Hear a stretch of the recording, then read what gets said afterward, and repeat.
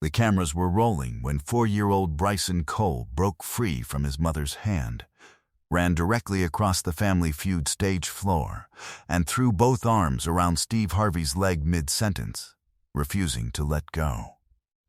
Security near the wings tensed, unsure whether to intervene. Producers in the control booth froze. Steve stopped mid-word, looked down at the small boy clinging to him, and went completely still.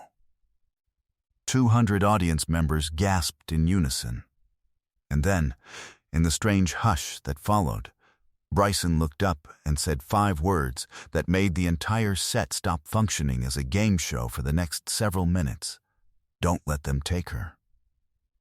The morning had unfolded like any other taping day. Steve arrived at the Atlanta studio just before 9, running through his usual pre-show routine, ribbing a producer about a wardrobe mix-up.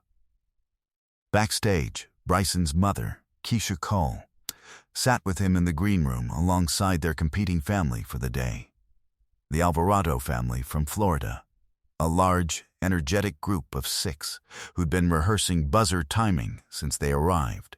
Bryson, small for his age and unusually watchful for a 4-year-old, kept one hand fisted in his mother's sleeve throughout the pre-show briefing. A grip Keisha gently tried to loosen twice without success.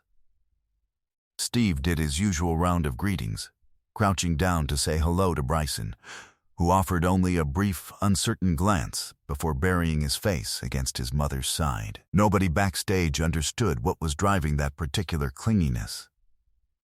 But nobody in that studio knew what was coming either. Keisha had been fighting a custody battle for 11 months.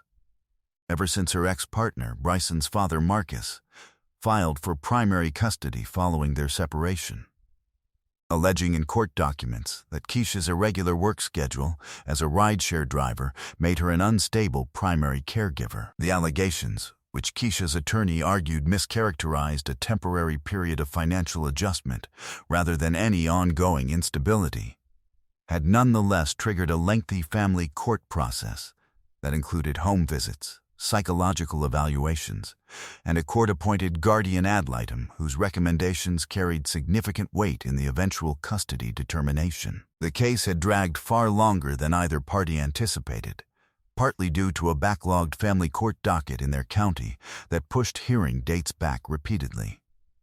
Keisha's attorney had filed twice for expedited scheduling, citing the disruptive effect of prolonged uncertainty on a 4-year-old. Denied both times, the court citing an overwhelming caseload with no mechanism for prioritizing based on a child's emotional well-being alone. A request for temporary mediation to reduce the adversarial nature of proceedings was similarly denied when Marcus's attorney declined to participate, a decision within his legal right that nonetheless extended the case's timeline by several more months. Keisha had also applied for a legal aid subsidy to offset her mounting attorney fees, which had already exceeded $9,000. Denied, her income as a rideshare driver falling just above the qualifying threshold despite the inconsistency of that income month to month. The guardian ad litem assigned to the case had conducted 2 home visits, both scheduled with only a few days' notice, adding another layer of anxiety to an already stressful process as Keisha scrambled each time to present her small apartment in the best possible light. The evaluator's preliminary notes, which Keisha's attorney had managed to obtain through discovery, described her home environment as generally adequate, but flagged her irregular driving schedule as a factor requiring further review. Language vague enough that Keisha spent weeks anxious about what exactly further review might eventually mean for her son's living situation. She'd considered switching to a more traditional job, with fixed hours specifically to strengthen her case. But doing so would have meant a significant pay cut at a time when her legal fees were already outpacing her monthly budget by several $100s. What almost nobody around Keisha understood, including her own mother who called weekly to check in, was how completely the uncertainty had consumed her daily life. She told her mother she was handling it, staying strong for Bryson. She told her rideshare passengers, on the rare occasions small talk turned personal, that everything was going fine, just busy. She told Bryson, every night as she tucked him in, "Nothing's going to change, baby. Mommy's got you." A promise she made with complete sincerity, even as she lay awake most nights uncertain whether a judge she'd never met might decide, based on a report she hadn't been allowed to fully review, that Bryson would need to live somewhere else most of the time. Keisha had picked up additional driving shifts specifically to cover her mounting legal fees, sometimes working past midnight on nights when Bryson stayed with her mother. Arriving home exhausted only to lie awake anyway, running through every possible version of the guardian ad litem's final report in her mind. She'd lost nearly 10 pounds over the 11 months, a fact she only noticed when a coworker commented on it, having been too consumed by the case's daily demands to register her own declining appetite. She'd also stopped attending her regular Sunday church service, not out of any loss of faith, but simply because Sundays had become one of the only days she could catch up on sleep before another exhausting week of driving and legal preparation began again. Bryson, though only 4, had absorbed more of the tension surrounding the custody case than either parent realized. Children that young rarely have the language to articulate complex fears, but they register disruption in routine, tension in adult voices, unfamiliar visitors conducting evaluations in their home, with a kind of instinctive clarity that often outpaces their ability to explain it. He'd started having trouble sleeping through the night about 4 months into the proceedings, waking frequently and needing Keisha to sit with him until he settled again. His preschool teacher had noted, gently, in a parent conference, that Bryson seemed more anxious during transitions than she'd typically expect for his age, unaware of the specific legal uncertainty driving it. One evening, about 6 weeks before the taping, following a particularly tense phone call between Keisha and her attorney that Bryson had partially overheard from the next room, he'd asked her, "Is a judge going to take me away?" Keisha had to step into the bathroom to compose herself before answering, uncertain how to reassure a 4-year-old about a process she didn't fully feel reassured about herself. The specific reason Keisha applied for Family Feud was almost incidental. A fellow rideshare driver mentioned during a slow shift that the show sometimes helped families going through hard times, and Keisha, needing both the distraction and the potential financial cushion given her mounting legal fees, filled out the application without expecting much to come of it. The callback arrived within 3 weeks, and Bryson, when told they were going on a trip to meet Mr. Steve, seemed cautiously excited. Though Keisha noticed, he packed a small stuffed elephant into his own tiny backpack without being asked, a comfort object he'd started sleeping with only since the custody proceedings began. The taping moved through its early rounds normally, the Alvarado family loud and enthusiastic, Keisha and Bryson quieter but clearly endearing to the crowd, Bryson offering a shy wave during introductions that got an appreciative laugh. During a break while the board reset, Keisha stepped a few feet away to speak briefly with a producer about the next round's logistics, her hand slipping from Bryson's for what she estimated was less than 10 seconds. In that window, Bryson bolted. He ran directly across the stage floor toward Steve, who was reviewing cards near the podium, and threw both arms around his leg with a grip that surprised everyone watching, including Steve himself. Security near the wings tensed, uncertain whether to move in, while producers in the booth froze mid-instruction. The cameras were rolling when it happened, no cut, no pause, capturing the full, unscripted chaos in real time. Steve stopped mid-sentence, looked down, clearly startled, and for a moment simply stood still, unsure what was unfolding. The studio fell completely silent. Bryson looked up at him, his small face tight with an urgency that seemed far too heavy for a 4-year-old to be carrying, and said, loud enough for the nearest microphone to catch clearly, "Don't let them take her." Steve's expression shifted instantly from surprise to something far more serious. He knelt down slowly, bringing himself to Bryson's eye level without attempting to remove the boy's arms from around him. "Who's trying to take who, buddy?" he asked gently. Keisha, rushing back across the stage the moment she registered what was happening, arrived just as Bryson answered, his voice trembling now. "The judge. He said the judge might take me away from Mommy." 300 people stopped breathing at the same moment. Keisha's composure broke entirely, tears falling freely as she reached her son, though Steve gently held up a hand, not stopping her approach, but signaling that he wasn't finished with the moment yet. Steve stayed kneeling, one hand resting gently on Bryson's back. "Nobody's taking you away from your mama today," he said, his voice steady but noticeably thick. He looked up at Keisha. "Tell me what's going on." "All of it." Keisha, through tears, explained the 11-month custody battle, the repeated scheduling denials, the mounting legal fees, the guardian ad litem report she hadn't yet been permitted to fully review before the next hearing. But Steve wasn't done. He stood, keeping one hand on Bryson's shoulder, and turned to his stage manager.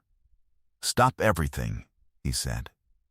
"This has never happened in the 45-year history of this show, and I am not moving past it like it's just another round." A producer signaled frantically for a break, and Steve waved him off entirely. "No network approval," he said. "This is me, Steve Harvey, and we are stopping right now."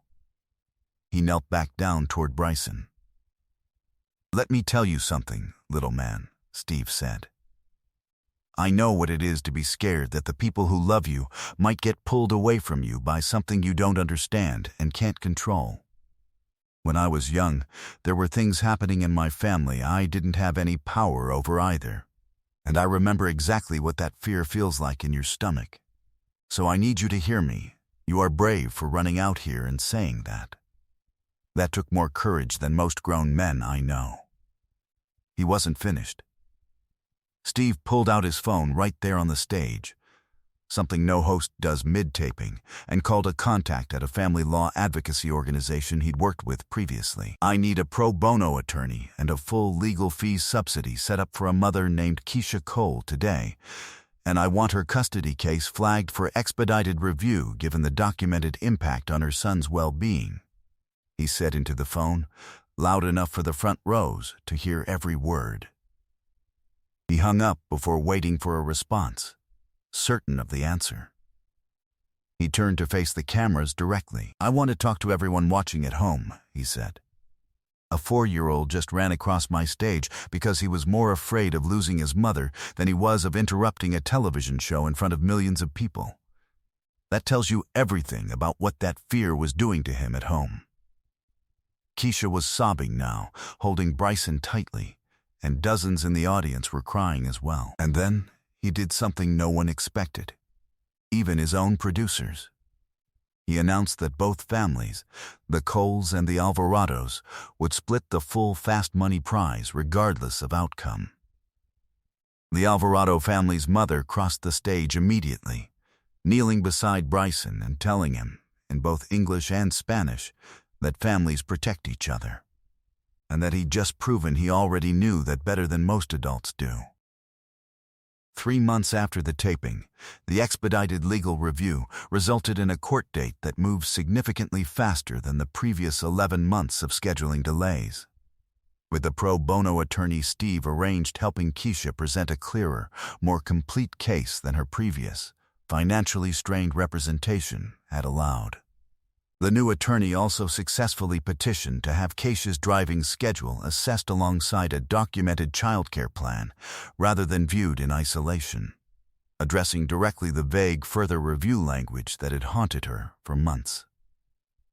When the episode aired 6 weeks later, it crossed 265 million views across platforms within the first 2 weeks, and the hashtag "Don't Let Them Take Her" trended for 9 consecutive days, prompting a wave of discussion about the emotional toll prolonged custody proceedings take on young children specifically, with several family law organizations citing the case in broader conversations about court backlogs affecting children's mental health. A year after the taping, the custody case had resolved with a shared arrangement that kept Bryson primarily with Keisha, addressing the original scheduling concerns through a documented plan rather than a full transfer of custody.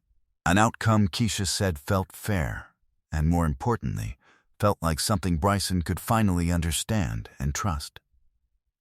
She returned to her regular Sunday services once the case concluded, describing the return as one of the clearest signs to herself that the constant vigilance of the previous year had finally eased. Today, the Don't Let Them Take Her Fund, named directly from Bryson's own words, has provided legal aid support to over 1,400 parents navigating custody disputes complicated by financial hardship, and to date has distributed $17 million toward that mission, with a specific focus on covering the gap between legal aid income thresholds and the actual cost of contested family court proceedings. Bryson still carries his stuffed elephant everywhere, though Keisha said his nightmares have become far less frequent since the case resolved, a change she attributes as much to the restored sense of stability as to anything else. His preschool teacher noted in a recent conference that his anxiety around transitions had eased considerably compared to the previous year, a shift Keisha said finally let her exhale in a way she hadn't fully realized she'd been holding her breath for. In a later interview, Steve said that sprint across the stage remains one of the most physically startling moments of his entire career, but also one of the clearest reminders he's ever received of how much children absorb, even when adults believe they're shielding them completely.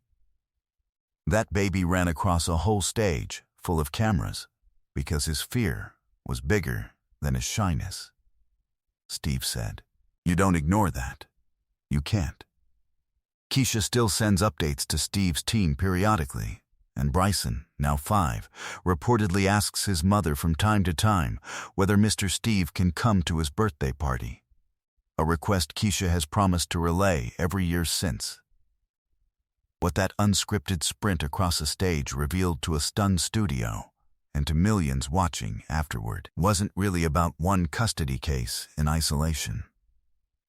It was a reminder that children carry far more awareness of adult conflict than we often credit them with, and that sometimes the clearest, most honest cry for help in a room full of scripted moments comes from the person nobody expected to speak at all. Keisha said it best in a later conversation. Her son hadn't needed the right words to make an entire studio stop and listen. He'd only needed the courage to run, and the rest, she said, simply followed from there. If this incredible story of a mother and son's bond moved you, subscribe to this channel and hit the like button. Share this with someone who believes it is never too late to protect what matters most. Have you ever watched a child show more courage than the adults around them? Share your story in the comments. Because as Bryson proved, love does not wait for permission to speak up.